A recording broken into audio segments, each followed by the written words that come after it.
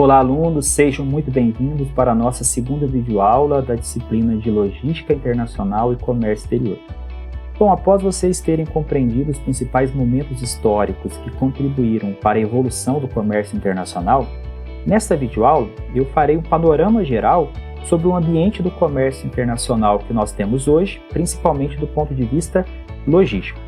Antes, é importante que nós conceituamos o que vem a ser o comércio internacional. Então, em termo formal, é importante destacar que o comércio internacional representa o intercâmbio de bens e ou serviços entre países, resultante de suas especializações na divisão internacional do trabalho. Envolve normas internacionais aplicadas a produtos e serviços com o propósito de facilitar a negociação e aumentar o potencial de trocas comerciais.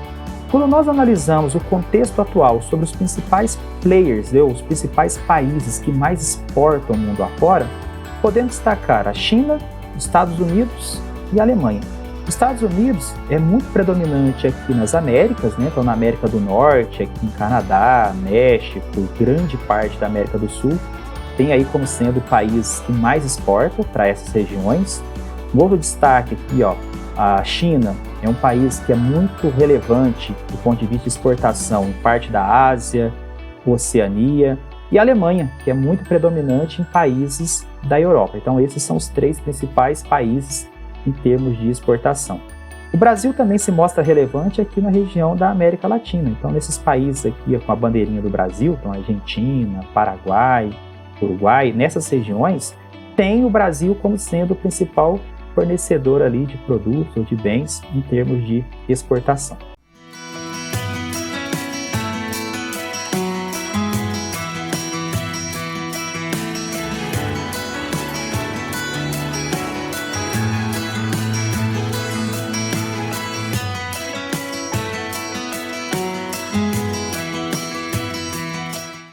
Quando nós analisamos o contexto global de negociação entre países, os níveis de exportações, aqui um dado de 2021, a China representa o país mais exportador do mundo, com aproximadamente 3,36 trilhões de dólares exportados.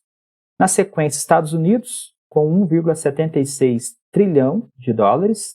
Alemanha, com 1,63 trilhão, seguido por Holanda, 836 bilhões de dólares em termos de exportações, Japão, 756 bilhões, Hong Kong, com 670 bilhões e Coreia do Sul, com 644 bilhões de dólares. O Brasil, nesse último dado divulgado em 2021, ocupava a 25ª posição, com nível de exportação de 281 bilhões de dólares. Olha que interessante esse mapa real, tirada do espaço, indica bem as regiões mais desenvolvidas em termos mundiais. Então, notem aqui uma quantidade de luzes muito forte aqui nos Estados Unidos, aqui na parte do sudeste da América Latina, onde se encontra São Paulo, Rio de Janeiro, as grandes cidades, aqui em toda a região da Europa praticamente, Japão aqui na Ásia, aqui na Índia, China, leste aqui da Austrália, ali na Oceania. Então, as principais regiões em termos de economia, em termos de comércio internacional. Ainda analisando esse mapa mundial, podemos destacar a desvantagem geográfica do Brasil em relação a outras regiões. Então, uma grande parte do comércio internacional, da logística internacional que envolve esse comércio internacional, está no hemisfério norte, principalmente nos países da América do Norte, os países da Europa e os países da Ásia. Então, em termos geográficos, o Brasil já está em desvantagem quando comparado a outras regiões mundiais. Olha só que interessante, aqui temos um mapa das rotas globais do comércio internacional. Notem que a grande parte das rotas globais estão no hemisfério norte. São poucas as rotas comerciais que envolvem aqui o hemisfério sul, o que gera para o Brasil uma grande desvantagem em termos geográficos. Quando analisamos apenas as rotas aéreas, de transporte aéreo comercial, olha a quantidade de rotas no hemisfério norte e as pouquíssimas rotas que envolvem o hemisfério sul, principalmente relacionado aqui ao Brasil, o que traz aí uma desvantagem muito grande em termos de custo, principalmente custo operacional. Quando analisamos o transporte aéreo e destacamos os principais aeroportos, especialmente voltados para a pessoa, já que o modal aéreo ele é mais utilizado para transporte de pessoa no comércio internacional do que para mercadorias, podemos citar aqui o aeroporto de Atlanta, como sendo o principal aeroporto do mundo, o aeroporto mais movimentado em termos de tráfego de passageiros e número de voos, com aproximadamente 100 milhões de pessoas movimentadas por ano. Então, o aeroporto de Atlanta está situado em Atlanta, no estado da Geórgia, nos Estados Unidos, e é um dos importantes centros de conexão mundial, pois tem conexões com mais de 150 destinos em todo o mundo. Bom, o segundo aeroporto mais importante é o Aeroporto Internacional de Pequim, com uma movimentação aí aproximada de 90 milhões de pessoas por ano, representando a principal porta de entrada e a porta de saída da Ásia, oferecendo conexões a mais de 130 destinos em todo o mundo. Na sequência, temos o aeroporto de Dubai, o Aeroporto Internacional de Dubai, com movimentação de mais de 80 milhões de pessoas, o principal polo turístico do mundo, oferecendo conexões para mais de 260 destinos de todo o mundo, incluindo destinos da Ásia, da Europa, América do Norte, América Latina, da África e do próprio Oriente Médio. Temos na sequência o Aeroporto Internacional de Chicago, novamente nos Estados Unidos, com uma movimentação de 75 milhões de pessoas por ano. O Aeroporto Internacional de Tóquio, no Japão, com uma movimentação de aproximadamente 75 milhões de pessoas por ano também. E, por fim, temos o Aeroporto Internacional de Londres, como sendo também um dos principais aeroportos internacionais, com movimentação aproximada aí de 75 milhões de pessoas ano. No Brasil, o principal aeroporto em termos de passageiros, e por que não dizer também de cargas, é o Aeroporto Internacional de Guarulhos, que movimenta ali aproximadamente 50 milhões de pessoas todos os anos. Bom, analisando agora as principais rotas marítimas comerciais, que é o principal modal de transporte quando nós falamos em logística internacional, nós notamos novamente uma grande desvantagem do Brasil quando comparado aí a outras regiões do mundo. Então, o transporte marítimo ele vai ser muito importante para a logística internacional, porque mais de 80% da movimentação de cargas no comércio internacional se dá por meio do modal marítimo. Uma das explicações é porque o modal marítimo ele é mais barato, vocês já estudaram isso, provavelmente em outra disciplina. Então, olha aqui o mapa das rotas referente ao transporte marítimo comercial. A grande maioria esmagadora das rotas ocorrem novamente no hemisfério norte, o que deixa o Brasil uma desvantagem em termos de custo e de competitividade na logística internacional. Bom, dentre os principais portos do mundo, podemos destacar o Porto de Xangai, como sendo o maior porto do mundo, responsável pela movimentação de mais de 42 milhões de contêineres movimentados por ano, representando ali um grande centro logístico tanto para a China como para várias outras regiões da Ásia. O porto de Singapura, como sendo aí o segundo maior porto do mundo, com movimentação de aproximadamente 35 milhões de contêineres todos os anos. O porto de Ningbo, na China, também representa um importante porto na movimentação de cargas, com aproximadamente 26 milhões de contêineres movimentados todos os anos.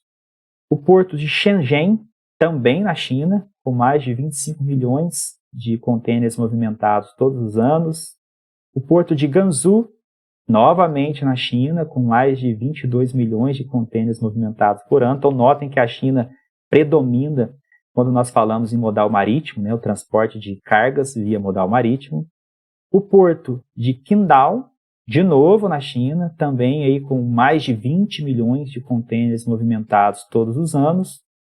O porto de Busan, na Coreia, com mais de 21 milhões de contêineres movimentados todos os anos. O porto de Hong Kong, também ali na região da China, com mais de 20 milhões de contêineres movimentados todos os anos. O porto de Tianjin, também na China, com mais de 18 milhões de contêineres movimentados todos os anos. O porto de Roterdã, na Holanda, sendo a principal porta de entrada e saída da Europa, com a movimentação de mais de 14 milhões de contêineres todos os anos, e aqui na América Latina, especialmente no Brasil, temos como principal porto o Porto de Santos, com mais de 4 milhões de contêineres movimentados todos os anos.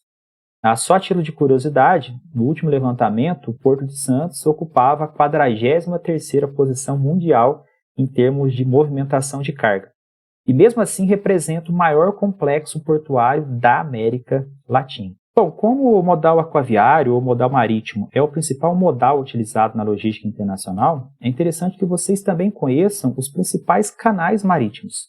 Bom, mas o que são canais marítimos? Canais marítimos podem ser entendidos como cursos de água artificiais que foram construídos pelo homem para conectar oceanos e mares e permitir a navegação de navios e barcos. Esses canais geralmente são construídos para reduzir distância, melhorar a eficiência do transporte marítimo, reduzir tempo de viagem, evitar rotas perigosas ou proporcionar acesso a portos e regiões interiores.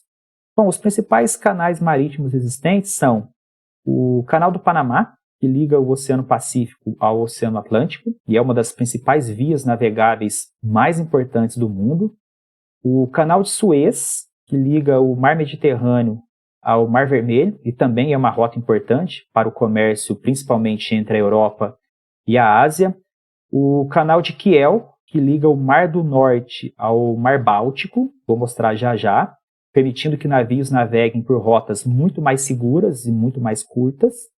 E o Canal da Mancha, que conecta o Mar do Norte ao Oceano Atlântico e é uma das rotas marítimas muito mais movimentadas de todo o mundo. Então vejamos um pouquinho sobre cada um desses principais canais marítimos. Em termos de localização, nós temos aqui o Canal do Panamá, situado no Panamá, o Canal da Mancha, situada entre a Inglaterra e a França, aqui na Europa, o Canal de Kiel, que corta aqui a Alemanha, levando aí os navios à região norte da Europa, e o Canal de Suez, aqui próximo ao Egito, que liga o Mar Mediterrâneo ao Mar Vermelho. Então aqui temos a localização dos principais canais marítimos existentes no mundo. Bom, o Canal do Panamá ele foi inaugurado em 1914 e se refere a uma via navegável artificial situada no Panamá, daí o seu nome, que conecta o Oceano Atlântico ao Oceano Pacífico. O canal ele tem cerca de 82 quilômetros de comprimento e é uma das rotas de navegação mais importantes do mundo, permitindo que navios evitem a viagem ao redor do extremo sul da América do Sul, então que passe aqui pela América do Sul, economizando tempo, dinheiro, combustível, dentre outras questões da logística internacional. Tem uma duração média de travessia de 20 a 30 horas e é responsável por aproximadamente 4% do transporte internacional. Aqui temos uma imagem do Canal do Panamá, que liga o Oceano Atlântico ao Oceano Pacífico.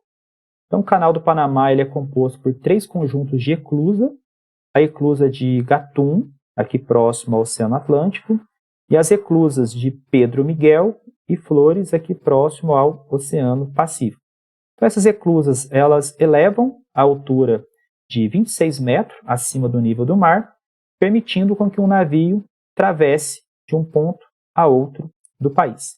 Temos aqui de um lado o nível do Oceano Pacífico e, consequentemente, aqui o nível do país Panamá ele é um pouco mais alto, tá? O nível de terra. Então as eclusas vão ser responsáveis por elevar esse nível da água, permitindo que o navio chegue a um nível mais baixo, se eleve, atravesse pelo lago Gatún, depois desce novamente e faz a travessia pelo outro lado. Bom, aqui temos algumas informações sobre o Canal de Suez, que é uma das rotas de navegação mais importantes do mundo. Esse canal ele foi inaugurado em 1869 e está localizado no Egito, entre o porto de Said e o porto de Suez. Também é uma via navegável artificial com aproximadamente 160 quilômetros e conecta o Mar Vermelho ao Mar Mediterrâneo, permitindo com que os navios evitem ter que navegar ao redor do extremo sul da África para chegar a mercados europeus e mercados asiáticos. O canal não possui eclusas, pois o Mar Vermelho e o Mar Mediterrâneo são do mesmo nível, e tem como tempo de travessia algo aproximado de 11 a 16 horas, ligando as rotas marítimas da Europa com a Ásia. E por lá passam aproximadamente 14% de todo o transporte internacional. Aqui temos a localização do Canal de Suez, ligando o Mar Vermelho ao Mar Mediterrâneo, nessa região aqui do Egito. Bom, Canal de Kiel. O Canal de Kiel ele foi inaugurado em 1895 e está localizado no norte da Alemanha. Representa um canal artificial de aproximadamente 98 quilômetros e conecta o Mar do Norte ao Mar Báltico. E também representa uma das principais rotas marítimas do mundo, especialmente no norte da Europa. O Canal de Kiel se mostra muito importante para evitar a rótula pela península de Jutland, lá na Dinamarca, economizando tempo e dinheiro para o transporte logístico internacional. Aqui temos a localização do Canal de Kiel, que vai cortar aqui a Alemanha, ligando o Mar do Norte ao Mar Báltico, tá? Para essa região mais norte aqui da Europa. Bom, por fim, podemos citar o Canal da Mancha, uma estreita faixa de água que separa a Inglaterra e a França. Possui aproximadamente 563 quilômetros de comprimento e é uma das principais rotas marítimas mais movimentadas do mundo, pois conecta regiões do Canal Inglês, né, ou do Oceano Atlântico, ao Mar do Norte. O canal não possui eclusas, pois o Mar do Norte e o Oceano Atlântico estão no mesmo nível. E uma curiosidade interessante do Canal da Mancha é a existência do Eurotúnel, um túnel inaugurado em 1994, com 50 quilômetros, voltado para o modal ferroviário, e esse túnel fica abaixo do nível do mar, ligando a França e a Inglaterra diretamente. Aqui nós temos um mapa, então de um lado a Inglaterra, do outro lado a França, né, nesse espaço aqui, e a marcação do Eurotúnel, que vai ser um túnel subterrâneo, né, abaixo do nível do mar, ligando cidade da Inglaterra às cidades da França. Bom, pessoal, para finalizar esse contexto sobre o ambiente internacional, é importante destacar ainda dentro do modal aéreo e do modal marítimo os principais tipos de aeronaves utilizados principalmente para o transporte de cargas. Bom, dentre os principais tipos de aeronaves utilizadas na logística internacional, podemos citar as aeronaves do tipo ao cargo, que são aeronaves específicas, configuradas apenas para o transporte de carga, não transportando passageiro. E o transporte de carga, nesse tipo de aeronave, se dá nos decks superiores e inferiores. Então temos aqui alguns exemplos, né, algumas imagens das principais aeronaves desse tipo aqui do ao cargo. Bom, a maior aeronave já produzida para o transporte de carga foi o Antonov AN-225, o Miria, e inclusive foi destruído recentemente na guerra, né, entre Ucrânia e Rússia, mas esse foi aí o avião com a maior capacidade de carga do mundo, com aproximadamente 250 toneladas de compartilhamento de cargas. Ele até teve no Brasil alguns anos atrás, pousou ali no aeroporto de Viracopos, se eu não me engano, e no aeroporto de Guarulhos. Bom, temos ainda o tipo de aeronave Full Packs, né, o avião de passageiros, são aeronaves de uso exclusivo para passageiros no deck superior, sendo o deck inferior destinado ao transporte de bagagem. Na eventual sobra de espaço, esse tipo de aeronave também pode ser preenchido com cargas. Então, dentre os principais tipos de aeronaves do tipo Full Packs, podemos citar aqui o A380 da Airbus como sendo o maior avião para transporte de passageiros, tá? Com capacidade de até 853 passageiros e 89 toneladas de carga. Bom, por fim, temos o tipo de aeronave Kombi, que são aeronaves utilizadas para o transporte de passageiros e cargas, nas quais as cargas são transportadas tanto no deck inferior como no deck superior. Então, é um tipo de aeronave mista, utilizada tanto para transporte de carga como de passageiros. Bom, dentre os principais tipos de navios, podemos citar os navios barcaça, né, para transporte de madeira, navio cargueiro para transporte de cargas em geral, navio graneleiro para transporte de grãos, navio tanque para transporte principalmente de petróleo ou de líquidos, navios roll-on e roll-off para transporte de máquinas e equipamentos, e o navio porta-containers para transporte de containers. Bom, pessoal, então finalizamos essa segunda videoaula da semana, em que apresentei o ambiente do comércio internacional, principalmente do ponto de vista logístico, como os principais portos, aeroportos, canais marítimos, tipos de navios, tipos de aeronaves, assim como as desvantagens geográficas do Brasil em relação a outras rotas internacionais. Na próxima videoaula, encerrarei os assuntos da semana 1, abordando outro importante conceito sobre o comércio internacional por meio das teorias da vantagem comparativa e absoluta, permitindo entender o que move o comércio internacional entre países com base na especialização da produção em relação àquilo que são mais eficientes. Então, grande abraço a todos e até a próxima videoaula.